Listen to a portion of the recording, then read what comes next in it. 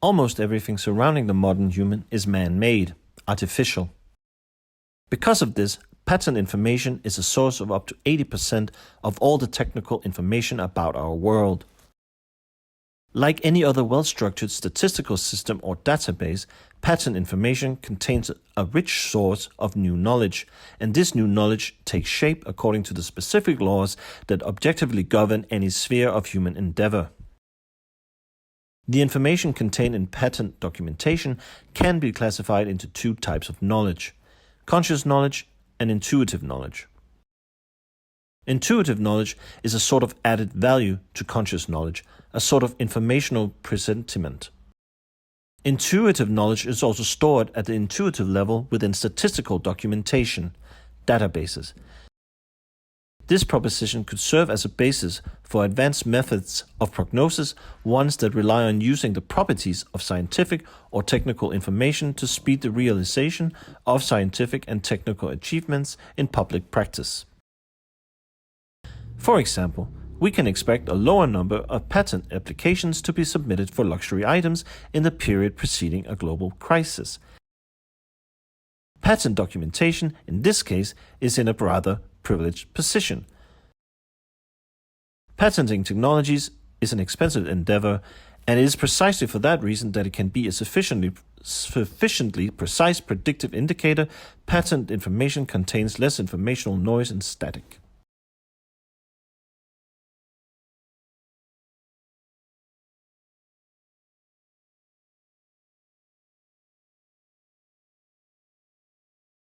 On December 11, 1980, an earthquake that later became known as the Nazarbaye earthquake hit directly outside the northwest border of the city of Tashkent.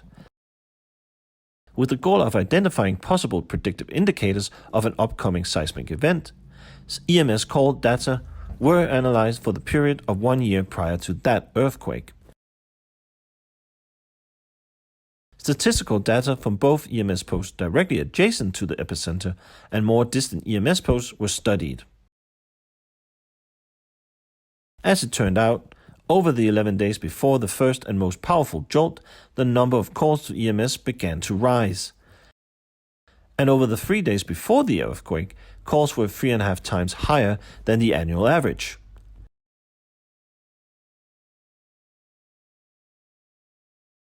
The bulk of this peak occurred in the regions located closest to the epicenter.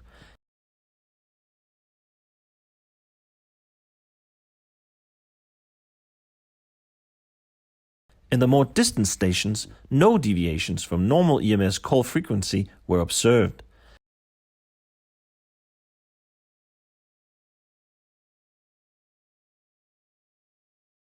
Studies like this indicate a possible means of predicting earthquakes that is not limited to EMS call statistics. Practically any reliable set of statistics could be used. For example, the number of students skipping school or people late to work. The possibilities are endless. In conducting this sort of study, there's one very important aspect that is vital when it comes to understanding the predictive information obtained from various sources for various purposes. There's a belief that during the process of civilization, human beings, unlike less highly organized forms of natural life, lost the ability to perceive signals of approaching natural disasters or important public events. In fact, human beings did not lose that ability. It was simply transferred to a different level of presentiment. It was transferred to the specific level for hints at upcoming natural phenomena or events of importance to the community, emerging as people's unconscious sensations being reflected within statistical records generated from various aspects of human activity. Any well-structured database contains a unique form of informational presentiment.